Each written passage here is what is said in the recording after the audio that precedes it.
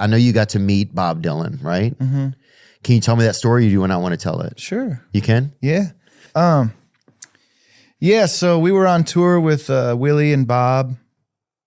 And This is one of my favorite stories, dude. yeah. And, you know, I don't take this for granted, you know. I remember when the thing first came to me, the offer, it was kind of put to me in a way that was like, okay, well, we could go do our own tour and like probably make a lot more money, or we could go on this tour as an opener, but we're going to be able to, you know, go tour with Bob Dylan and Willie. And it's like, dude, we're going with Bob and Willie. Are you kidding me? Of course. And so every night we played with them, me and the band would like finish our set. We would hurry up and go back to the green room, like, you know, have a snack or whatever, and then like get right back out there, get our good seats, sometimes just on the side of the stage, and watch Bob Dylan play, and then watch Willie play. Oh. You know? And so it was just, every night was just like, we watched them intently every night because, like I said, we do not take this for granted. So actually, I need to rewind a bit to tell you the story about Bob Dylan. Somebody had told me, T Bone Burnett actually told me. He lives in Nashville. Yeah. He's friends with Jeff Bridges. Yeah. Yeah, yeah. I love Jeff. Dude, and Crazy Heart. Yeah. Such a good movie. Yeah. But so T-Bone's like, hey man, Bob Dylan's like a big fan of yours. He keeps bringing you up and stuff. And I'm like, what? You know, that's crazy. And then my manager says that one of Bob's people, one of his managers or something, kind of just told my manager, Bill, the best way to get a hold of Bob is to write him a letter. He likes letters. So I was going to write him a letter. And I remember I was staying at St. Cecilia in Austin, and I walked in the room and they had this really great paper there, like this stock paper. And I thought, well, this will be cool because it's from like a hip hotel and it's nice paper. I'm going to take this paper. This is what I'm going to write my letter to Bob Dylan on. And then I never did. A whole year passed. I procrastinated. And then the next year passed. We're doing Austin City Limits or something.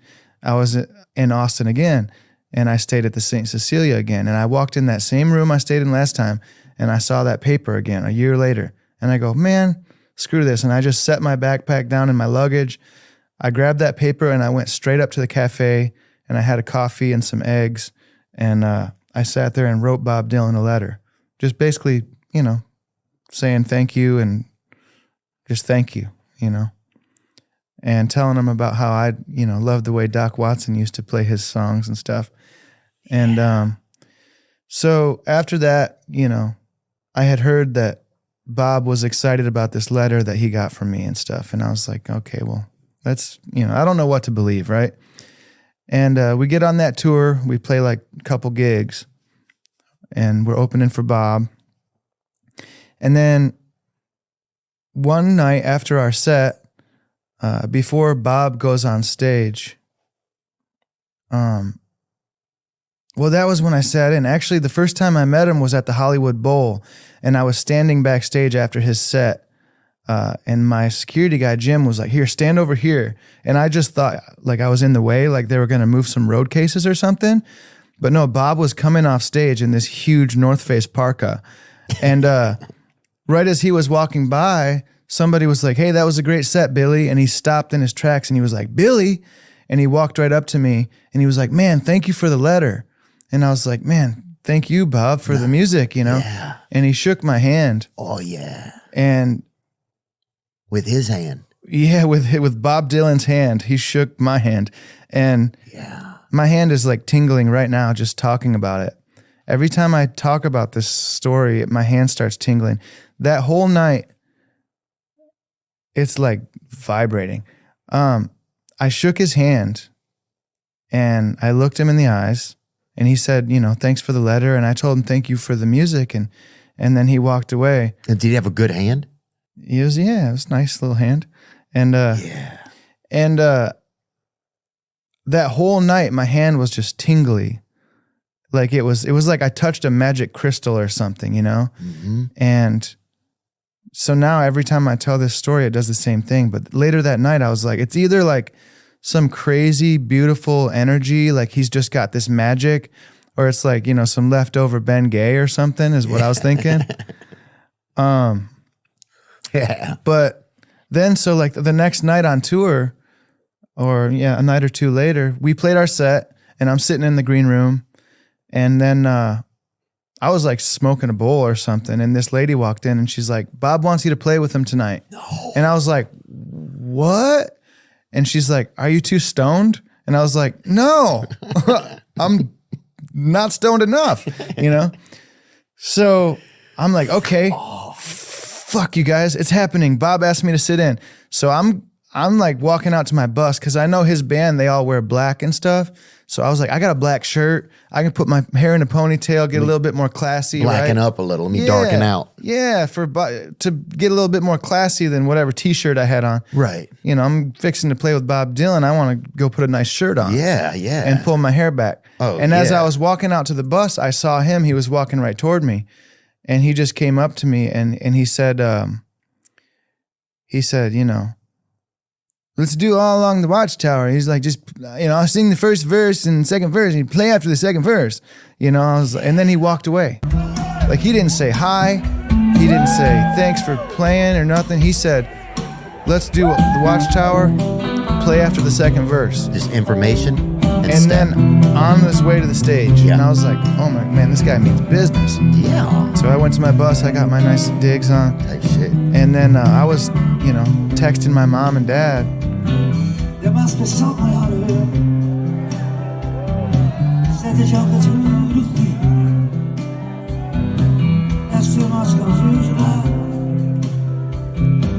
I can't get no relief. This is when they take my heart. I need to mine. None of them belong to lie. All I need, all that is world.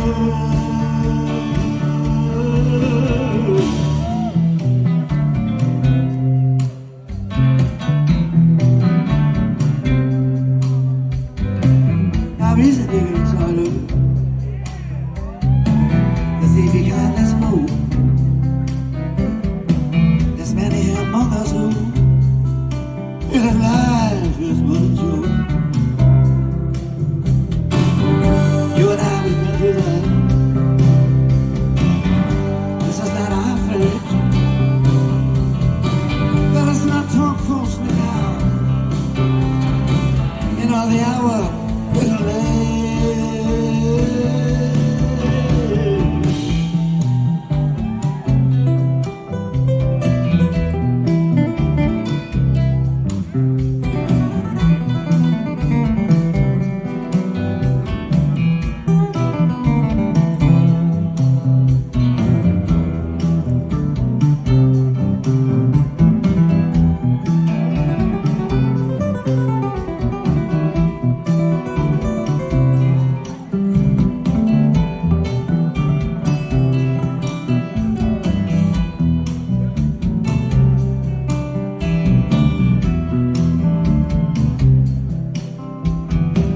All along the Watchtower,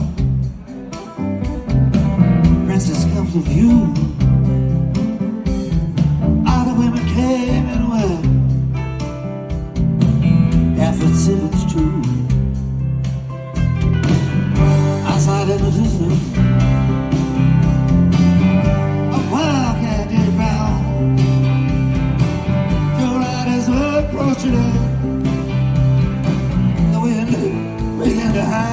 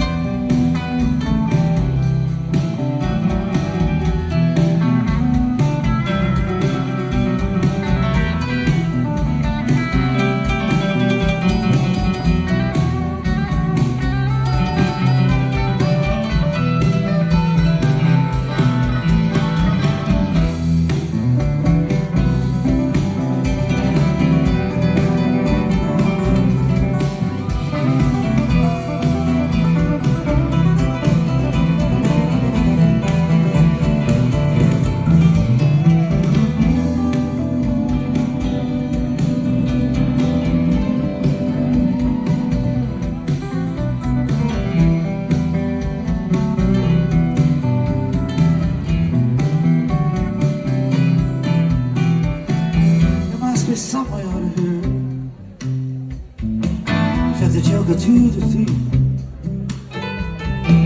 There's too much confusion there. I can't get no relief. Just let me drink my wine. Let me dig my boots. None of them along the line. Going in here with this world.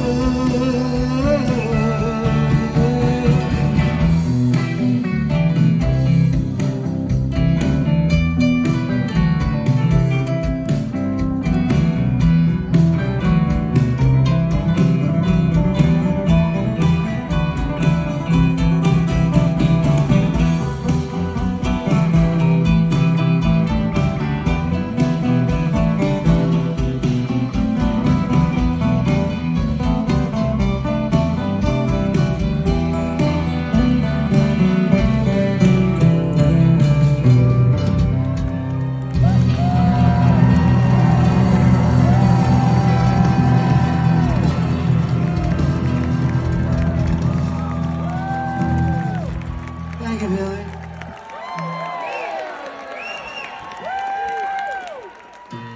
Yeah, I was like, I'm getting ready to go play with Bob Dylan. She's like, what the fuck, you know? Like, who are you? Like, who do you think you are? It's like, I don't know. He just asked me to play. So I'm yeah, just man. your son. So yeah, I go out there and it was amazing. I mean, we played. The cool thing about that too is that whole tour, that was my favorite song that they were doing. I mean, I love All Along the Watchtower and of course Jimi Hendrix's version, but they had this cool arrangement of it. And it was like such a hip version of it. And that was my favorite tune that they were doing. And that's the one he asked me to play on.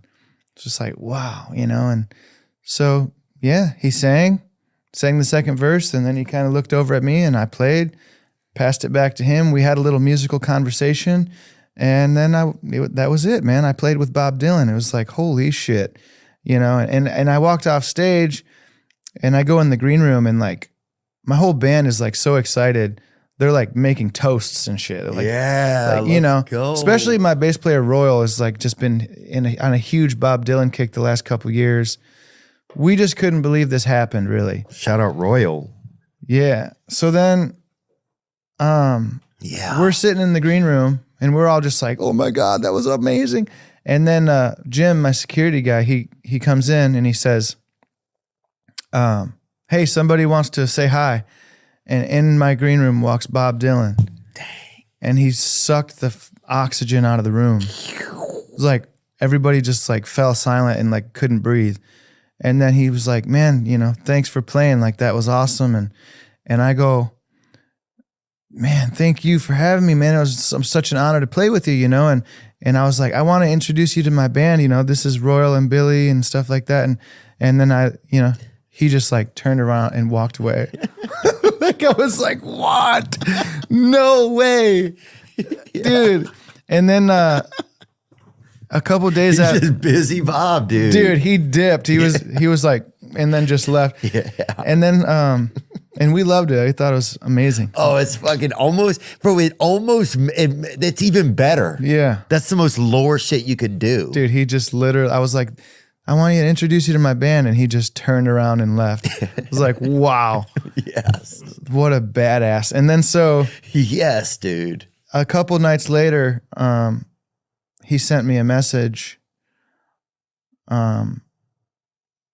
through one of his managers, and it just said, you know, thanks for playing.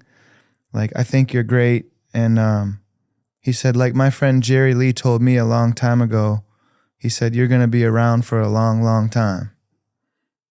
And I just, man, I like was in the back of my bus, like reading this and just cried, you know? I mean, this is Bob Dylan kind of patting me on the back. And so, First of all, it's unbelievable, dude. It's such a great story. It's like I can feel it, dude. It's almost like I'm like, yeah, dude. you want to know one of the craziest things is that the few interactions I had with him, which was like 3 or 4 over the course of a couple days, and I talked to him and I looked at his face and I spoke directly to him and I looked in his eyes. I can't picture his face. I didn't see the skin, when I think about him, what he looked like, all I see is these deep oceans of blue in these deep concerning eyes, and this like white light behind them. That's what I picture when I think about what did Bob Dylan look like to me. All I can see is the deepest, bluest eyes with the most concerning emotion in them, and then this like aura of like white light. That's what Bob looks like to me in my memory. I can't remember his face, Right. you know, like Yeah, like it's almost something that's like almost like maybe from another realm or something. Like I think God, yeah, like God's concern like shows up in our eyes, I think. So maybe he just has a lot of like concern from the other side, you know?